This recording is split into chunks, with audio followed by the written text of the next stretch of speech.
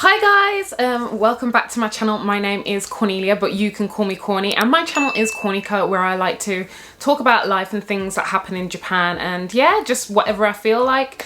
And today I decided to make a video about I guess like the process of teaching in Japan. So what I'm gonna do is go ahead and read out comments on my from my community page, and yeah, hopefully this will help most of you. Let's start with the first question. Ariana Barnes says, I've always wondered what steps you have to take to find a school to work at and how you communicate with students. Like, it's hard since they speak Japanese and you speak English. By the way, your story times be me, cackle every time. I'm glad that you can relate, but it's time for me to get locked down, what the hell. Anyways, let's keep to the point. You'll need a degree to enter the country and to teach English. I used websites like Teachaway, Jobs in Japan, Gaijin Pop and Glassdoor for reviews and seeing what people say about working at a specific company. And that was kind of insightful because a lot of people after they're left like give the real reasons and what it's really like. The things that I had to think about was the hours that I wanted, the location that I wanted, the amount of pay, like the minimums or accommodation or flights. What kind of teaching style do I prefer? Each package is different. So that's the first step. Know what you want. Even if you don't know what you want, there are different ways to teach English in Japan. So firstly, we have A Kaiwa. Basically, A is English and Kaiwa is like conversation. So English conversation school could be from 1-to-1 all the way up to like 10 people in a group. 1 p.m. all the way till 9 p.m. at night, from like 4 years old all the way up to 70, 80 plus. The pay is flexible and it depends on how many hours you decide to do. You are given a curriculum. You're expected to kind of sell a program and encourage them to like enroll into this program or whatever it is. But let's move on to tutoring. Ways that you can get freelance tutoring is hello sensei, word of mouth. You can have different ages. I think you'd have to be very flexible on your time. This setting's a bit more casual. It's not as tight when it comes to image like a public or private school or even a kaiwa. Be mindful, whatever it is you choose to do, you're gonna probably have to do a little bit of legwork because they've selected you for a reason, to reach a certain goal. So in order to actually be useful and provide them with whatever goal it is, resource and research, it's a lot more challenging in terms of content, but it is flexible and you can kind of adjust the pay as well and select whatever you decide to be paid. Moving on, we've got public and private schools. Kindergarten, elementary, junior high school, that's as high as it goes. Salaries start from about 200,000 to about it could go as high as 300,000. They also provide you with a curriculum too. You've got the Japanese English teacher next to you and you kind of, you know, work together to give the information. Usually the contract hours are from around 8:30 till about 3:20, 3:40. They do have special needs classes as well. Classes are a lot smaller in comparison to like 30, 40 kids. You've only got maybe like 10, 16. Totally forgot the holy grail of international schools and universities, so pause this and check it out. As an English teacher, you are required to speak English at all times because that's the best way for them to learn. However, I feel like kindergarten or elementary, it would probably make your life a lot easier if you had more of a higher Japanese ability. Sometimes I've heard instances of teachers not being fully, you know, being able to communicate fully in English. And I feel like to support the kids, you kind of have to mix it in a little bit more. Melanin Squared asked, are there mandatory health checks every year? What does it include? Yes, there are mandatory health checks every year. It's very basic. X-ray of your chest. Also do drug testing too, where they'll take your saliva. So yeah, be careful. I went through a longer process when I first got here. They did a urine sample. I did an eye test. I took an X-ray, height and weight. I feel like it was a much more thorough job. After that, it's just like very basic. K&L asks, is there a minimum maximum age for teachers they'll accept? I'm 35 and I do plan to make my move within the next 3 to 5 years.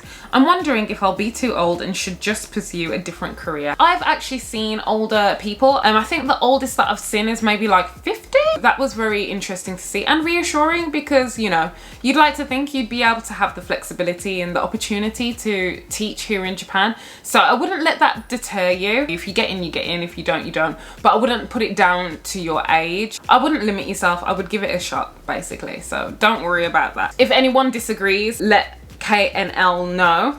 But I don't think age, at least that age, is anything to worry about. Maybe if you're like 60, you might be screwed, but like, I feel you'll be fine. Hi there, Corny. I wonder if you're expected to teach students how to read and write in English. I'm sure you need to teach them vocabulary skills, but I wonder if, as a teacher, you need to teach them phonics and how to read words. Love you. Thank you, love you too. I think it depends on what level you join the school, kindergarten or elementary. You might have to actually teach them how to and practice like the letters, how to write the letters and formation. Your phonics, there's a difference between pronunciation. You will be teaching American English, not British English, so brush up on your spelling skills. Which one's the correct way to spell centre? In junior high school to high school, if anything needs to be reinforced, such as phonics, that's kind of taught by the Japanese English teacher.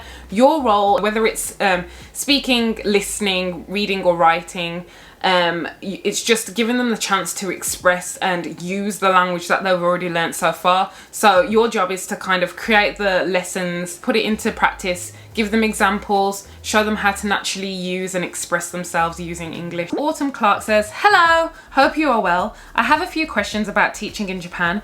Are the students rude? Is bullying an issue amongst students in Japan? I watched a video from an ex-teacher who spent 10 years teaching in Japan. Unfortunately, he didn't have anything nice to say. Anywho, have a great day. Thank you, Autumn. See, it's all relative. It depends. It really depends on what school you get. I've been very lucky and been blessed to not have very many issues. I've had the snide remark here and there, but it hasn't happened too many times. And I just think that people are people and it depends on the person's character. Also depends on that kind of school. You might end up getting a rough school where the kids are just bad as hell. Bullying happens anywhere in this world, guys. I'm sure that most of us or a lot of us have been subjected to it. I have too. And it happens here, but I haven't witnessed it. But also you've got to remember my Japanese skills aren't so high. So even if someone's saying something very nasty, if they say it in the correct tone, I won't be able to tell, or there's certain words that I might not know, so I might not get what's happening. If you've had a situation again where you've witnessed bullying or a lot of bullying has happened, let me know down below. I haven't been here 10 years, so I've still got some time on my clock. Hopefully you won't get a school where it's very prevalent. Sketch Artist 12 says, I'm mainly curious about the relationships you have with your co-workers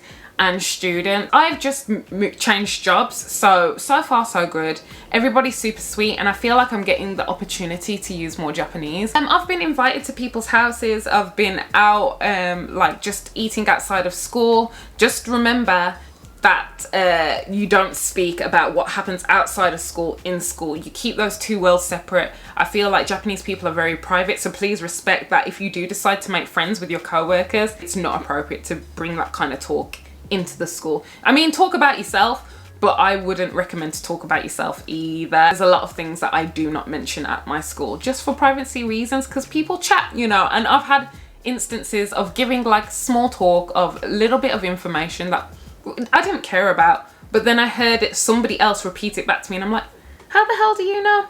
People chat, be careful. In terms of kids, I am encouraged to speak English with them, obviously, as I am the English teacher. However, because I'm new, I feel like they are shy, and to kind of gain their trust and to kind of show them that it's okay to communicate, even if it's in half and half, then let's try. It's better to try than just not speak at all. So yeah, sometimes I do speak to my kids, or like I understand them and try and respond in English and encourage them to use the English version of whatever they said, or they ask me in Japanese and I'll say, oh, it's this. So yeah, sometimes I do mix it up. However, in my lessons, about 95% of the time it will be in English unless they need a little bit more support. You've also got the Japanese English teacher for that, to provide that support for you, and that's their role in the classroom. So you don't actually have to speak Japanese if you don't want to. I just feel like it does kind of give you a leg up when it comes to relationships and communication with the kids, but just try and refrain from using it too much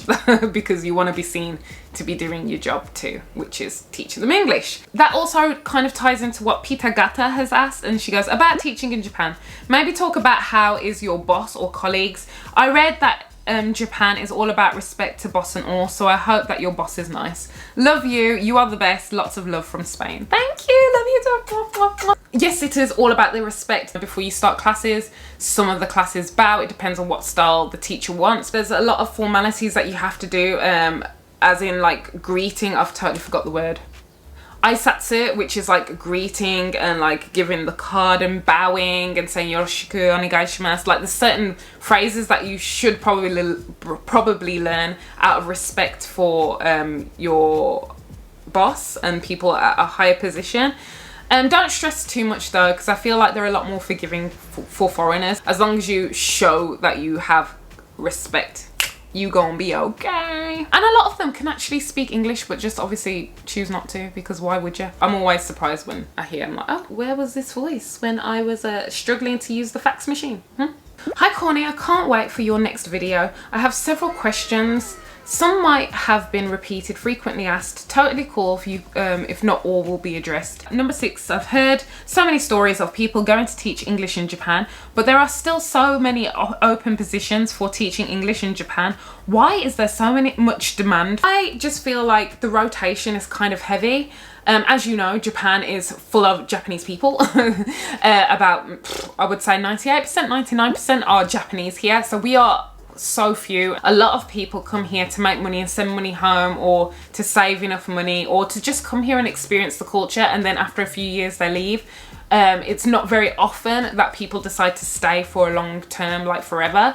So that's why you get so many jobs being requested, because so many people go back home or move on to a next country and leave. You'll find that with English teaching a lot around the world, that it's very hard to make friends and create a community, because you're never sure on who's coming or who's going. So that is the reason why. I hope that cleared that up for you. Number 7, what are the possibilities of job advancement? What opportunities are there? As in any job, just more responsibility, I guess. So maybe you could become a head teacher, where your job is maybe to visit some schools, do some observations, or write emails and stay longer hours, or do office work, like more admin, I don't know. But if you decide to want to develop your career, you may want to look into what company you're working with, because everybody's different. So I can't specifically say to you what that will be. But yeah, a lot of the companies do provide some kind of, you know, advancement. If you want to stay here for a long term,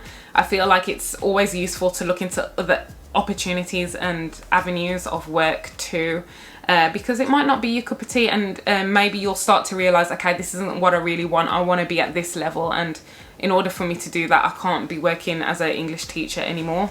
So it depends. Maybe you'd want to work for a university, you would get paid more for that. Number 8, what age groups do you prefer to teach and why? This is a difficult question for me, because I feel like I'm kind of flexible. My range varies. I teach business language, but then also I teach like elementary, kindergarten too. I feel like for conversation wise, the higher you go to like university or business language, the more interesting it would probably be. It's just more about exercising and flexing the language and abilities that they've already learned. So maybe it's easier when you go younger. I don't know about you guys, but half the things I learned I freaking forgot, and I have to teach it all over again. Past participle, passive future tense, like, do you remember that at school? Exactly. But more fun, because you can be more creative and childish if that's what you enjoy, and you can sing songs with them and play fun little games. I feel like it's more fun working with the younger ones, but I think it's more interesting working with the older ones because of the content and the conversations that you can have. The happiest medium is junior high school, because they're still kind of innocent and can kind of make conversation with you, but they're not so serious as like you would be at high school. Thank you so much for listening and watching, and if this has been useful to you, give it a thumbs up, and if you just like me, give it a thumbs up anyways, and join me on Instagram, because I like to have a good old time over there. And if not, then I'll see you again back here on YouTube. So until next time, faitot, gambate, peace and love. Bye.